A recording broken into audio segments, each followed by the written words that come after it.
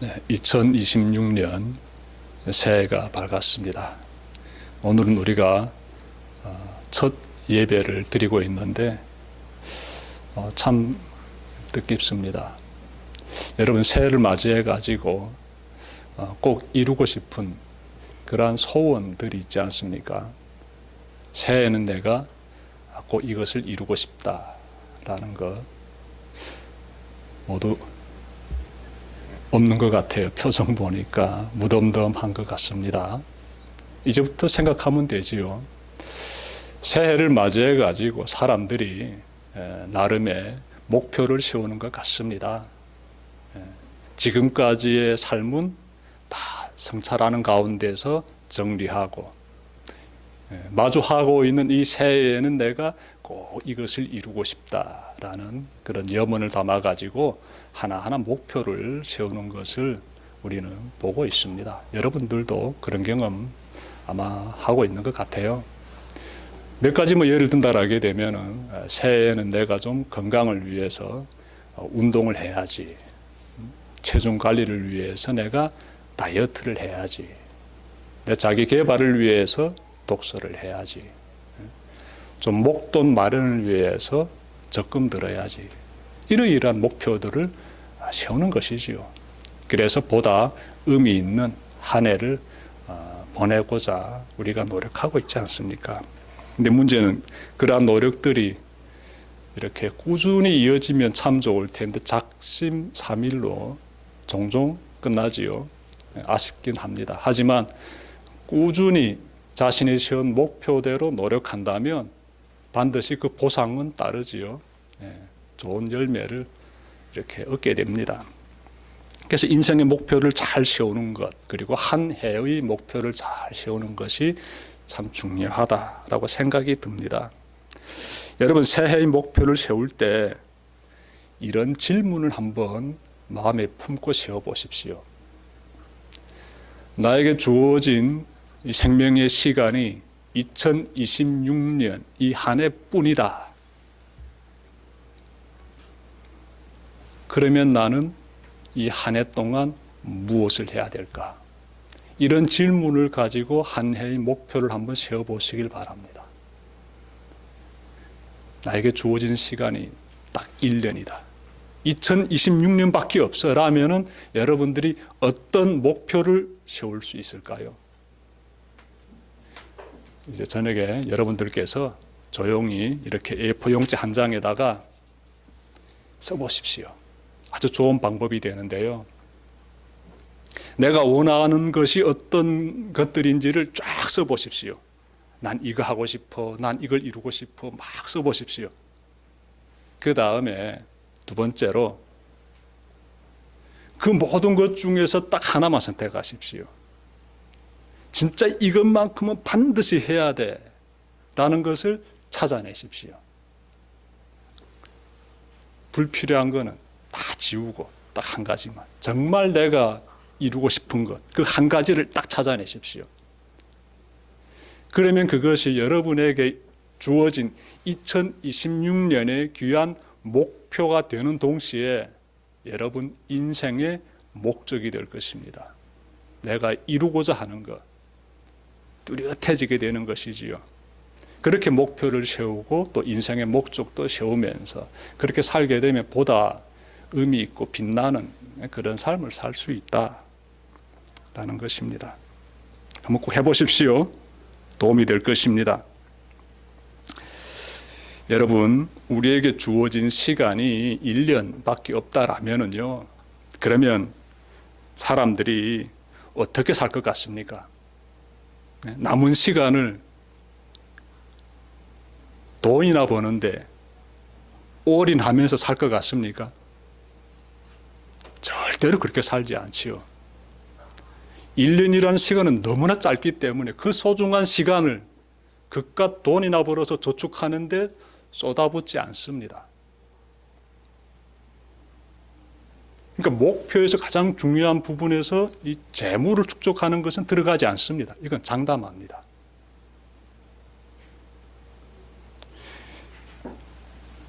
여러분, 사치라든지 뭐 향락을 내가 더 누리기 위해서 남은 1년을 사용해야지. 그런 사람도 세상에 없습니다. 제가 어느 철학자가 쓴 책을 봤는데요.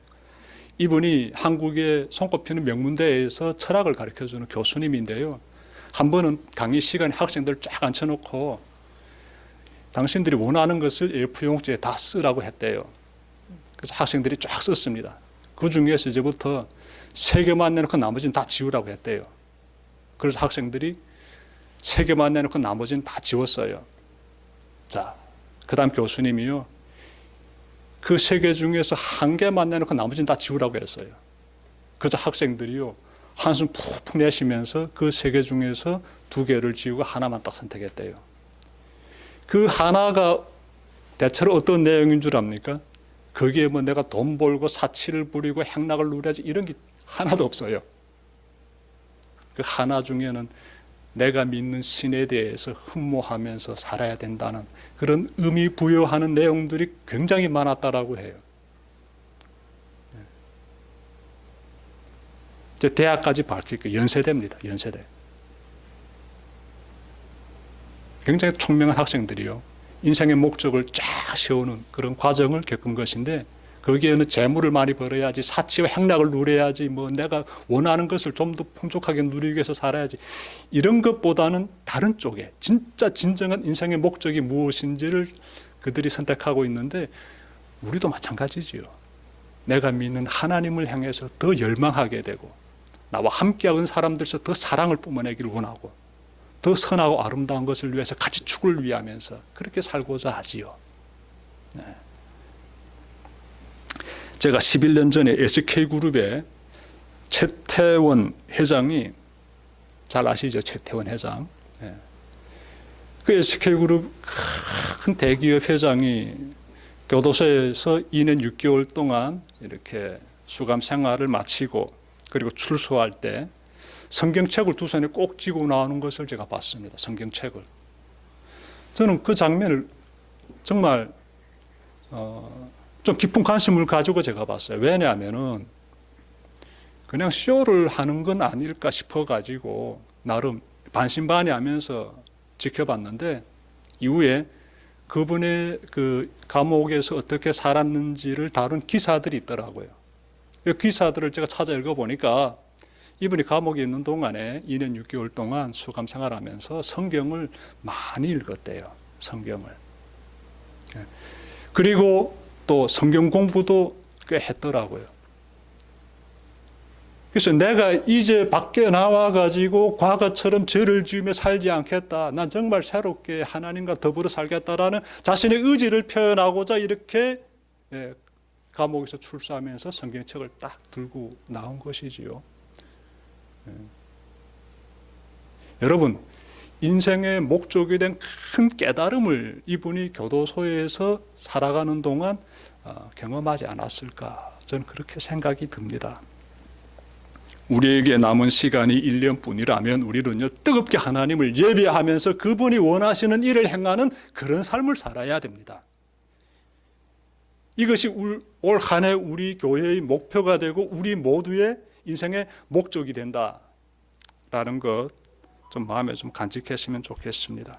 이것이 가장 바람직한 선택이죠. 왜냐하면 하나님은 우리를 창조하셨으며 우리를 통해 영광 받기를 원하시는 살아계신 하나님이시기 때문에 그래요.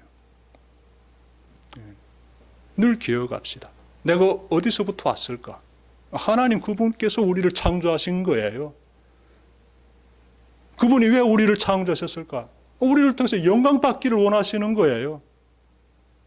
여러분, 이사야서 43장 7절 보시면요, 이런 말씀이 나옵니다. 내 이름으로 불려지는 모든 자, 곧 내가 내 영광을 위하여 창조한 자를 오게 하라. 그를 내가 지었고 그를 내가 만들었느니라.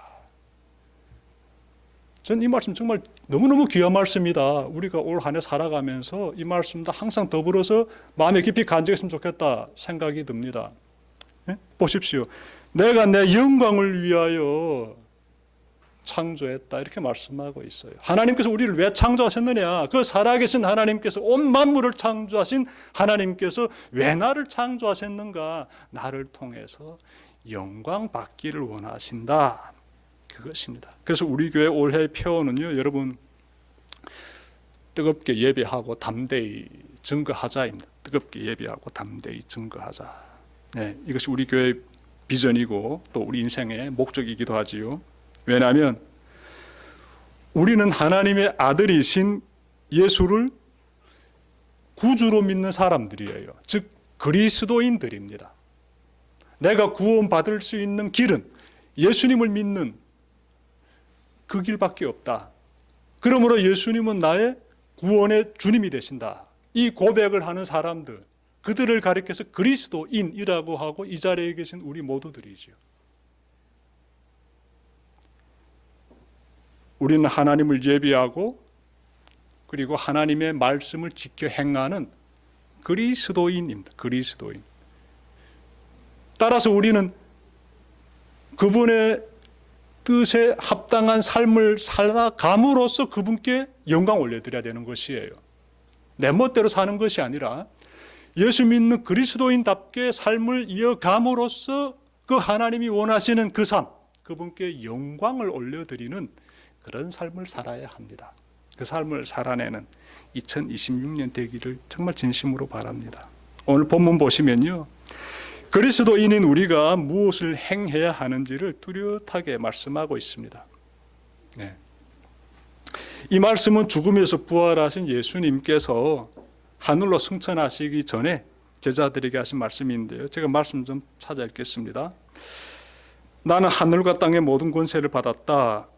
그러므로 너희는 가서 모든 민족을 제자로 삼아서 아버지와 아들과 성령의 이름으로 세례를 주고 내가 너희에게 명령한 모든 것을 그들에게 가르쳐 지키게 하여라. 보아라, 내가 세상 끝날까지 항상 너희와 함께 있을 것이다. 네. 마태복음 28장 18절부터 20절까지 말씀은 우리가 좀 외워야 되는 귀한 말씀이지요. 네.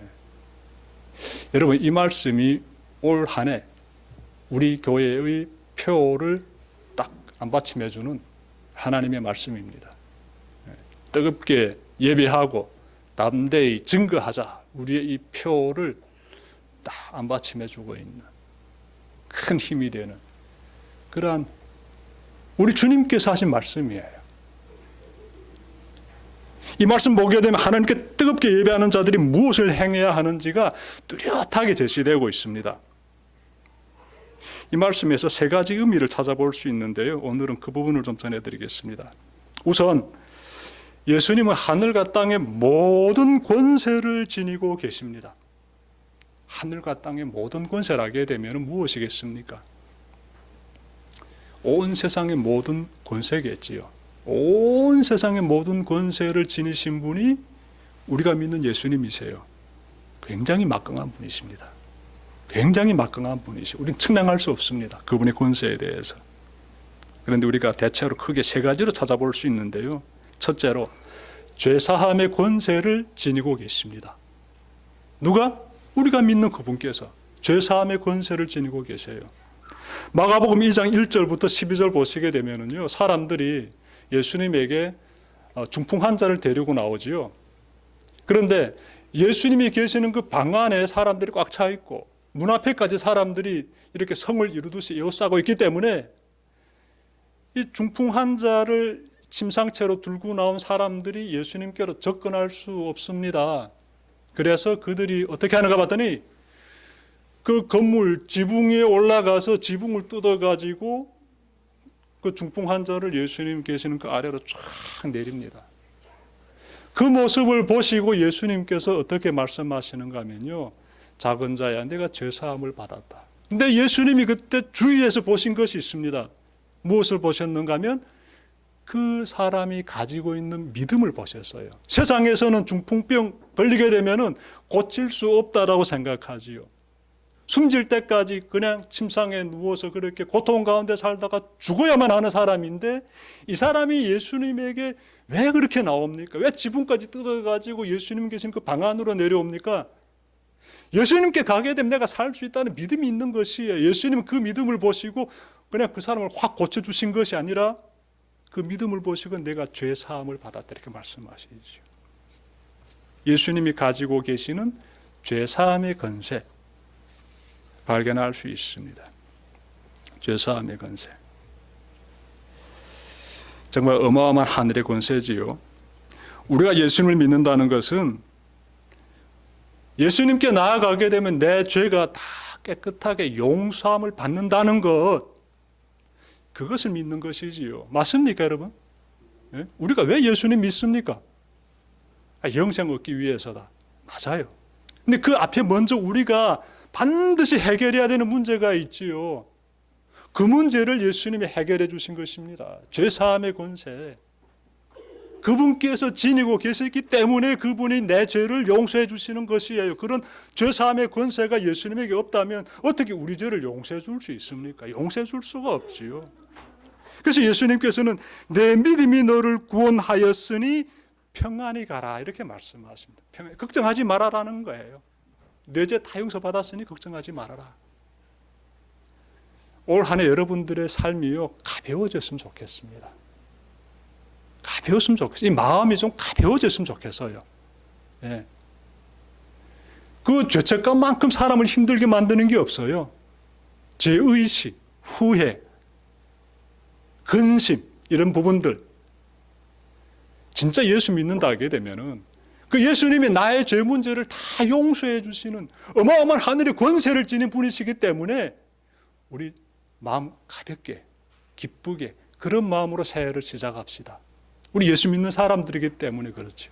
얼마나 감사한지 모르겠습니다. 그렇게 살 수 있도록 그분께서 길을 열어주셨기 때문에 정말 감사해요. 우리 예수님 덕분에 우리 죄가 주홍 같을지라도 눈처럼 하얗게 되었어요. 감사하지요. 얼마나 감사합니까? 세상 사람들 우리를 향해서 손가락질하면서 우리의 부끄러운 죄를 들춰낼지라도요. 눈썹 하나 까딱하지 마십시오.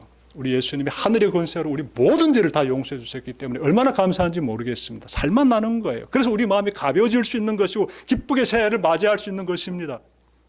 그 삶을 꼭 살아가시길 바라요. 둘째로 예수님이 지니신 권세는 영생의 권세입니다. 굉장히 중요한 권세예요. 이 생명의 권세가 예수님에게 있습니다. 예수님에게. 요한복음 10장 28절에서 예수님이 이렇게 말씀하셨어요. 내가 그들에게 영생을 주노니 영원히 멸망하지 아니할 것이요 또 그들을 내 손에서 빼앗을 자가 없다. 예. 권세를 지닌 분이시기 때문에 빼앗을 자가 없다는 거예요. 이 생명의 권세, 예수님이 딱 붙잡고 계시기 때문에 그 누구도 그 권세를 빼앗지 못합니다. 우리가 믿는 예수님이 이처럼 어마어마한 분이에요. 그냥 병자를 고쳐주는 웃을 정도 가지고 있는 그런 분인 것이 아니라 말씀 보니까요. 죽은 지 나흘이나 되는 사람, 그 나사로 알고 계시지요? 죽은 지 나흘 돼가지고 이 시신이 부패하는 냄새가 진동하는 그 상태의 그 사람을 예수님께서 부활시키시 완전히 살려내지 않으십니까? 나사로를. 그때 예수님이 이런 말씀하셨어요. 나는 부활이요 생명이니 나를 믿는 자는 죽어도 살겠고 무릇 살아서 나를 믿는 자는 영원히 죽지 아니하리니 이것을 내가 믿느냐. 이거 믿습니까 여러분들? 네? 이 생명의 권세를 지니고 계심을 예수님께서 이렇게 보여주시는 거예요. 아, 그냥 죽은 사람 살리셨네. 그게 아니라 그 속에 담겨진 가장 강한 의미가 무엇입니까? 예수님이 생명의 어마어마한 권세를 지니고 계신다. 이 부분을 지금 우리에게 가르쳐 주시는 거예요. 예. 철저히 죽은 자를 살리심으로써 가르쳐 주시는 거예요.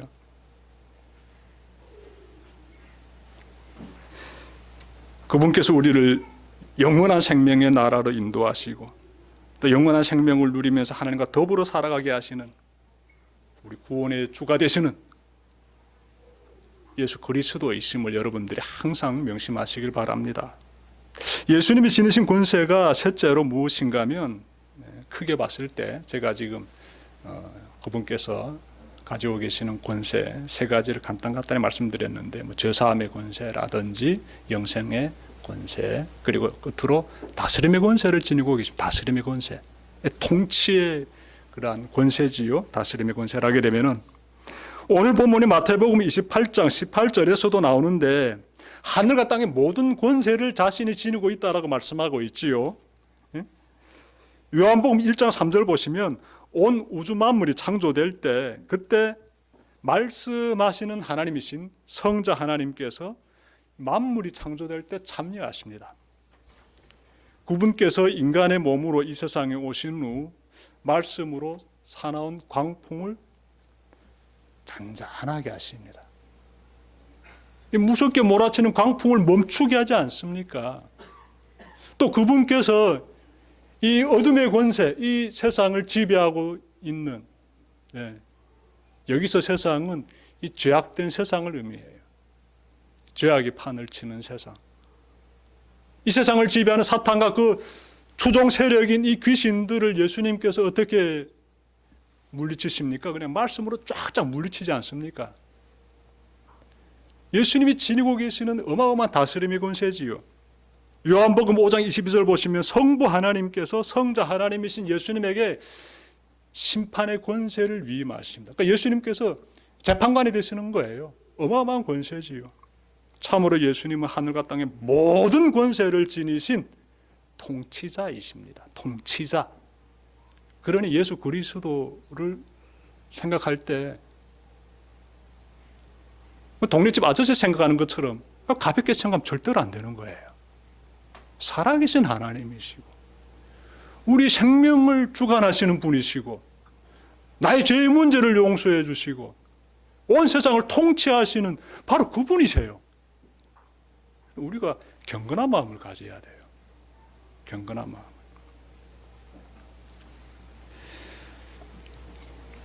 우리가 다음으로 발견해야 되는 것이 있는데요. 그것은 예수님은 모든 민족을 제자 삼으라고 명령하셨어요. 모든 민족을 제자 삼으라. 하늘과 땅의 모든 권세를 지니신 예수님은 교회에 소속된 우리에게 매우 중요한 명령을 주셨습니다. 매우 중요한 명령. 한마디로 모든 민족을 제자 삼으라. 너희는 가서 모든 민족을 제자로 삼아서 아버지, 아들과 성령의 이름으로 세례를 주고 내가 너에게 명령한 모든 것을 그들에게 가르쳐 지키게 하여라. 예수님의 명령이지요. 명령이에요. 이 명령을 한마디로 촥 줄이게 되면은 모든 민족 제자 삼으라가 되겠습니다. 모든 민족 제자 삼으라. 자, 그러자면 어떻게 해야 할까요? 제자 삼기 위해서는. 여러분, 첫째로 교회 안에만 머물지 말고 교회 밖에 세상으로 나가야 합니다. 그래서 그들에게 복음을 전해야 돼요. 지금까지 담을 쌓고 멀리했던 사람들에게 다가가야 합니다. 여러분, 이 말씀이 선포될 때 이스라엘 민족은 이방 사람들을 상종했을까요? 그들과 가까이 하게 되면 내가 죄에 물들게 된다면서 그들이 살고 있는 그 동네로도 들어가지 않았습니다. 누가? 유대인들이. 그런데 예수님께서 그들에게 지금 말씀하고 계세요. 모든 민족을 제자 삼으라. 그러니 모든 세상으로 다 나가라 이렇게 말씀하고 있습니다. 여러분, 교회 안에서만 믿음 생활하지 마시고요. 여러분, 세상으로 나아가서 믿음 생활 해라 이 말씀이에요.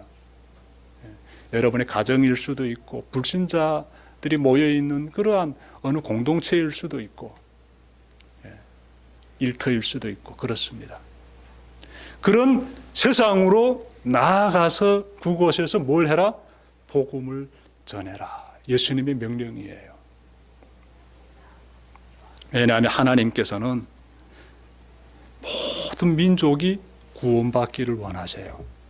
저는 기독교인이 되고 나서 이런 메시지가 담겨진 말씀을 대면할 때마다 굉장히 저는 감사합니다.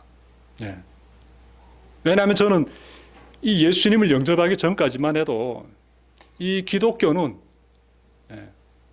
그냥 유대인의 그러한 그 종교에서 이렇게 분파되어 나온 하나의 그러한 종교 집단 정도로 생각하고 대한민국에서 태어나 살아가는 나하고는 상관없는 그러한 종교다. 이 반만년의 유구한 역사를 가지고 있는 이 한반도에서 살아가는 나와 저 중동에서 그 사람들이 믿고 있는 신과 무슨 상관이 있느냐, 저는 그렇게 늘 생각했던 사람이에요. 그런데 성경 믿고 성경을 보고 예수님 믿고 이렇게 살아가면서 이런 구절들 볼 때마다 크신 하나님의 뜻이 너무나 뚜렷하게 제시되기 때문에 참 감사합니다. 보십시오. 모든 민족을 제자로 삼으라 말씀하고 있잖아요. 모든 민족. 유대인만의 세계가 아니에요. 하나님은 모든 민족이 다 어떻게 영원한 생명을 얻고 하나님의 통치를 받으면서 그렇게 살아가기를 원하시는 거예요. 이것이 성경의 깊은 뜻이지요. 우리에게 너무나 크게 다가오는 귀한 말씀이지요. 이런 말씀이 없으면 우리가 어찌 하나님에 대해서 알아갈 수 있겠습니까? 여러분, 하나님께서 14년 전에 대성교회를 세워주셨습니다. 대성교회를. 왜 세워주셨을까요? 우리 교회를 왜 하나님께서 세워주셨을까요? 이 세상에 교회들이 참 많고도 많은데 왜 굳이 대성교회를 세워주셨을까요? 하나님께서 모든 민족을 제자 삼기를 원하신다는 이 말씀의 구절 앞에 딱 서게 되면 우리는 금방 깨닫게 돼요. 하나님께서 하나님을 모르고 살아가는 저 북한 땅에 2,400만 그 백성들을 품기를 원하시는구나. 북한이라는 나라는 이 지구촌에서 기독교를 박해하는 그 나라들 중에서 가장 기독교를 잔인하게 박해하는 1순위가 되는 나라입니다. 1순위. 우린 거기서 살아봐서 알잖아요. 근데 그 땅의 2,400만 백성들은 복음에 대해서 정말 모르고 살아가고 있는데 하나님은 모든 민족을 제자 삼으라고 말씀하셨기 때문에 이 대성교회가 저들에게도 복음을 전하고 저들도 주님의 제자가 될 수 있도록 우리가 그 역할을 감당하기 위해서 그래서 대성교회가 세워진 것이에요. 하나님께서 그것을 위해서 이 교회를 세워주신 것입니다. 그래서 이 일을 하기 위해서 어떻게 해야 되는가? 우리는 알고 있습니다. 이 땅에서 살아가는, 나그네로 살아가는 우리 탈북민들에게 다가가서 그들을 주님의 제자로 세워야 되고 또 이들을 통해서 더 많은 불신자들이 주님의 제자로 세워지는 과정들이 있어야 되며 이러한 과정 가운데서 주님께서 복음 통일의 그날을 앞당겨 주시게 되면은 우리는 북한의 백성들도 하나님의 제자로 잘 세워드리는 역할, 주님의 제자로 세워드리는 그 역할을 감당해야 되는 거예요. 우리가 그 일을 감당함으로써 세상은 하나님이 살아계심과 놀라운 위대한 역사를 이 대성교회를 통해서 또 발견하게 되는 거예요. 자, 예수님께서 모든 민족을 제자로 삼으라 이렇게 명령하셨는데 여기서 첫 번째로 교회 안에만 머물지 말고 세상으로 나가 복음을 전해야 한다라는 점 기억하시고요. 둘째로 교회 밖에 불신자들에게 복음을 전하고 그들에게 삼위일체 하나님의 이름으로 세례를 베풀어야 합니다. 지금 이렇게 말씀하고 있잖아요. 아버지, 아들과 성령의 이름으로 세례를 주고 삼위일체 하나님의 그 뚜렷한 자기 계시가 여기서 발견되고 있어요. 세례가 너무나 중요해요. 여러분 다 세례 받으셨어요. 세례 받았다는 것은요, 나 예수 믿는 사람이에요 라는 것을 의미합니다. 나는 교회에 다니는 기독교인이에요 라는 것을 의미합니다. 왜? 나 세례 받았으니까. 나는 주님을 믿는 사람이에요. 나는 세례교인이에요. 나는 그리스도인이에요. 이런 의미들이 이 세례 받았다는 나의 그 행위 속에 다 담겨져 있습니다. 이 세례 받은 사람은요, 성찬에 참여할 수 있습니다. 성찬에. 여러분, 성찬에 참여한다는 것은요, 예수 그리스도의 십자가의 죽음과 부활을 확실히 믿는다는 것을 의미해요. 그리고 또 그들은 예수님을 영접했기 때문에 하나님의 자녀가 되었음을 의미합니다. 그래서 세례받은 사람은요, 그 가지고 있는 의미가 참 깊어요. 아, 이 사람 하나님의 자녀구나. 이 사람 예수님 영접한 사람이구나. 그 속에 다 담겨져 있습니다. 그래서 우리가 이 세상에 나아가가지고 이런 일 해야 되는 거예요. 불신자들에게 복음을 전하고 그들에게 세례를 베풀어서 하나님의 자녀가 되게 해야 돼. 그 역할을 감당해야 돼. 하나님 그런 일을 우리가 감당하기를 원하시는 겁니다. 그 일을 꼭 감당하는 우리가 돼야지요. 그리고 셋째로 제자로 삼은 사람들에게 예수님의 말씀을 가르쳐주고 지켜 행하게 해야 합니다. 그 말씀 나오죠. 지금 여러분들 보십시오. 20절 내가 너에게 명령한 모든 것을 그들에게 가르쳐 지키게 하여라 보아라.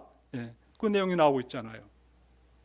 말씀을 가르쳐주고 가르쳐주는 데서 그치지 말고 그대로 행하게 해야 한다. 누가 일을 해야 될까요? 교회에 소속되어 있는 사람들이 일을 해야 합니다. 교회에 소속되어 있는 사람들이. 여러분 말씀에 대해서 기독교가 굉장히 강조하고 있습니다. 하나님의 말씀에 대해서 굉장히 강조하고 어떻게 하나 이 말씀이 교인들의 이 내면에 잘 깊은 깨달음으로써 새겨지도록 하기 위해서 교회는 굉장히 노력합니다. 저는 역시 교회가 개척되어 가지고 14년 동안 걸어오면서 정말 성경 공부에 집중하고 또 성도들에게 많은 걸 가르쳐주기 위해서 나름 최선의 노력은 다했습니다만은 지금도 그런 과정 가운데 또한 있지요. 네, 제가 보니까 이게 정말 너무나 중요한데 아직 우리 교회가 많이 성장해야 되겠다, 성숙해져야 되겠다 그런 생각을 많이 가집니다. 여러분 하나님 말씀 공부합시다 할 때 여러분들이 갈망해야 돼. 그리고 막 얼굴이 피어나고 공부합시다. 하나님 말씀 대해서 더 알고 싶어요.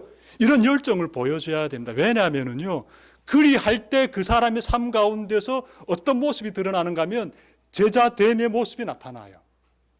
하나님의 말씀을 깨달아 배우기를 게을리한다라게 되면 예수님의 제자가 될 수 있을까요? 예수님의 제자는 하나님의 말씀에 보십시오. 가르침을 받아야 된다는 것이에요. 그리고 둘째로 가르침을 받은 대로 머리만 커지는 것이 아니라 지식만 많이 가지고 있는 것이 아니라 실천해야 된다는 것입니다. 그 사람이 예수님의 제자다라는 거예요. 그래서 교회는 마땅히 뭘 해야 되겠습니까? 친교만 하는 게 아니에요. 그거는 교회가 아닙니다. 친교하는 공동체는 세상에 많고도 많아요. 교회는 예수님의 제자들이 모여있는 공동체이며 예수님의 제자들은 늘 예수님의 말씀을 하나라도 더 깊이 깨닫기 위해서 열정을 불태우는 사람들이며 교회는 이 역할을 감당해야 되며 잘 가르쳐줘야 되며 그들이 그 깨달음을 얻은 대로 나가 살도록 인도해야 됩니다. 그래서 올 한 해도 우리 교회는요, 이 부분에 또 새로운 마음가짐으로 들어가려고 합니다. 어떻게 하면 여러분들이 복음에 대하여서 하나님의 말씀에 대하여서 예수님이 어떤 가르침을 주셨는지에 대하여서 잘 깨달을 수 있도록 그리고 내가 깨달은 것을 불신자들에게 잘 전할 수 있도록 이런 교육 과정을 올해에도 진행하려고 합니다. 여러분들 기대하시고 잘 참여하셔서 정말 말씀을 잘 깨닫고 그리고 그 말씀 가운데서 풍요로움과 기쁨과 은혜 충만 하나님 임재를 경험하면서 그리고 불신자에게 복음을 전하는 그 벅찬 감격도 여러분들이 삶에서 꼭 체험해 보시길 바랍니다. 올 한 해가 그런 한 해가 되기를 바라요. 그래서 뜨겁게 예배드리는 자들이 그런 일을 감당할 수 있습니다. 복음을 담대히 증거할 수가 있어요. 여러분의 삶이 그렇게 꼭 새해에는 아름답게 빛나게 그렇게 펼쳐지기를 바랍니다. 자, 끝으로 우리가 이 말씀 가운데서 찾아볼 수 있는 것은 20절 하반절에서 나오는데 내가 세상 끝날까지 항상 너희와 함께 있을 것이다 이렇게 말씀하고 있습니다. 내가 세상 끝날까지 너희와 함께 있겠다. 네. 여러분 한번 말씀 쭉 정리해 봅시다. 새해를 맞이해 가지고 우리가 아주 귀한 목표를 세웠어요. 새해에는 우리가 뜨겁게 예비하고 그리고 담대히 증거하겠다고 목표를 딱 세웠는데 그 목표를 가만히 보니까 우리 인생의 목적과 똑같아요. 하나님을 영화롭게 하는 삶을 사는 것이 우리 인생의 목적인데 그러기 위해서는 뜨겁게 예배드리고 이 믿음 가운데서 뜨겁게 예배드리고 세상에 나아가서 복음을 담대히 전하는 것이지요. 이것은 예수님이 우리에게 주신 명령이에요. 선교 명령이에요. 그럼 이 명령을 관철할 때 하나님이 얼마나 기뻐하시겠습니까? 그렇죠? 그래서 이러한 삶을 살기 위해서 어떻게 해야 되나? 오늘 본문 말씀 통해 보니까 크게 보면 세 가지가 나왔어요. 첫째, 우리가 믿는 예수님이 하늘과 땅의 모든 권세를 지닌 분이시다, 어마어마한 분이시다라는 것을 먼저 깨닫게 되고, 둘째로 우리는 그분을 의지하면서 세상에 나아가서 어떻게 불신자들을 제자 삼아야 되는 거예요. 그 세 번째로 보니까 이번에 어마어마한 약속을 이분이 우리에게 주십니다. 하늘과 땅의 모든 권세를 지니신 분, 세상에 나가 제자 삼으라고 명령하신 그분께서 우리에게 어떤 약속을 하시느냐 보니까 내가 항상 너희와 함께 있겠다 이렇게 말씀하세요. 내가 항상 너희와 함께. 너 혼자 그냥 세상으로 훌루덩 내보내가지고 잘하나 잘못하나 지켜보겠다가 아니라 내가 너와 함께 하겠다 이렇게 말씀하시는 거예요. 얼마나 감사합니까? 네. 그러고 보니까 지나온 인생도 다시 이렇게 정리가 됩니다. 지나온 인생 다시 다 정리가 될 수 있어요. 야, 하나님이 지금까지 나와 함께 하셨네요.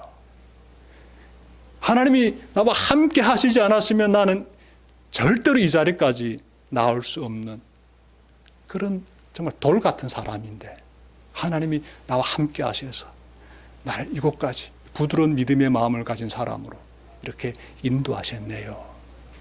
깊은 감사가 우러나면서 고백하게 되는 것이지요. 새해 여러분의 삶 가운데서 이와 같은 고백이 더 풍성하게 흘러넘치기를 주님의 이름으로 축원합니다. 기도드립시다.